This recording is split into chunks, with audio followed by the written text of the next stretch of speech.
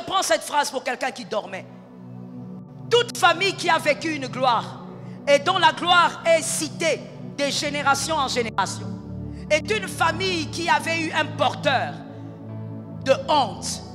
Quelqu'un qui avait accepté de porter une honte afin que la gloire de Dieu explose et que cette gloire s'exprime de génération en génération. En génération. Attention, dans les choses des élus, que quelqu'un dise je suis mystique. Un élu est mystique. Dans les choses des élus, si tu n'es pas chrétien, tu n'es pas initié dans les choses de Dieu, arrête d'ouvrir la bouche. Dans les choses de Dieu, toute déformation n'est pas honte. Toute déformation ne mène pas à la mort. Il y a des déformations qui engendrent la gloire. Est-ce que quelqu'un m'entend? Retiens pour la vie. La honte est la matière première qui fabrique la gloire. Répète ça à ton voisin. La honte est la matière première qui fabrique la gloire. Mais pas n'importe quelle gloire. La gloire générationnelle. Parce qu'il y a deux types de gloire. La première, ou le premier type, c'est la gloire privée. Que quelqu'un me dise la gloire privée. La gloire privée est le premier type de gloire. Et nous pouvons voir cela dans 1 Samuel 17, 36. 1 Samuel 17, 36. C'est là que David dit, j'ai tué l'ours, j'ai tué le lion. Mais personne n'était avec lui.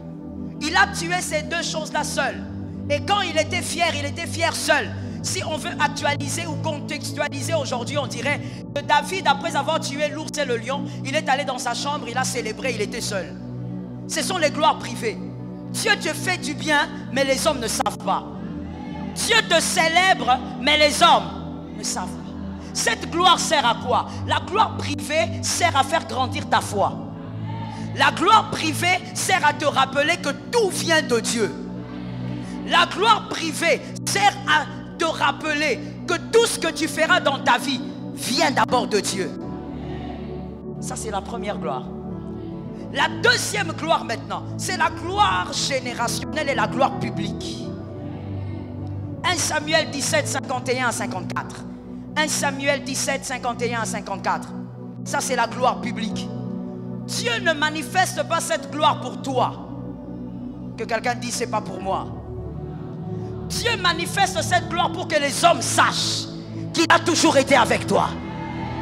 Pour que les hommes sachent qu'il est ton Dieu. Pour que les hommes sachent que tu ne jeûnais pas pour rien.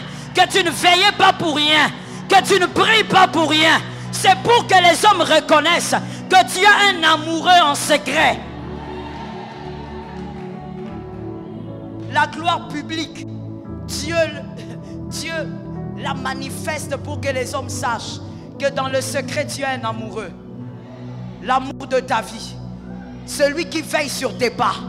Et c'est celui qui peut en public enlever ta honte.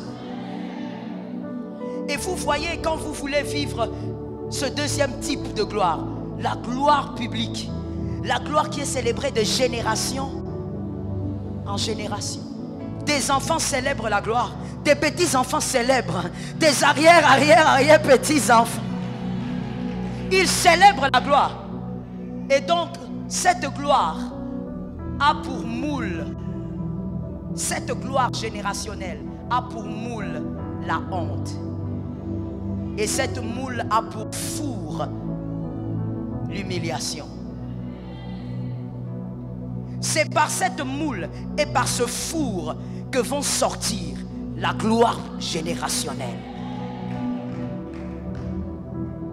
Celui qui accepte de porter une honte a accepté de faire contribuer à toute une descendance une gloire générationnelle. Toute gloire qui arrive dans une famille a été portée par une personne qui avait accepté la honte.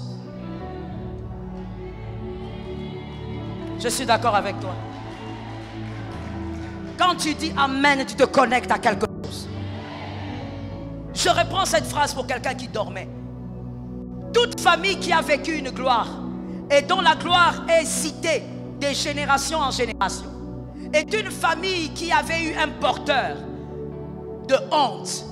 Quelqu'un qui avait accepté de porter une honte afin que la gloire de Dieu explose et que cette gloire s'exprime de génération en génération. Je dis à quelqu'un, aujourd'hui et dans l'avenir, n'aie pas peur de la honte qui va t'atteindre. Parce que cette honte va respecter les limites de la grâce. Et au temps de Dieu, la honte sera ôtée. D'ailleurs, je prophétise ce matin, il y a une honte passée que l'Éternel est en train d'ôter ce matin par sa grâce et par sa puissance. Cette honte est ôtée. J'aime le mot ôter.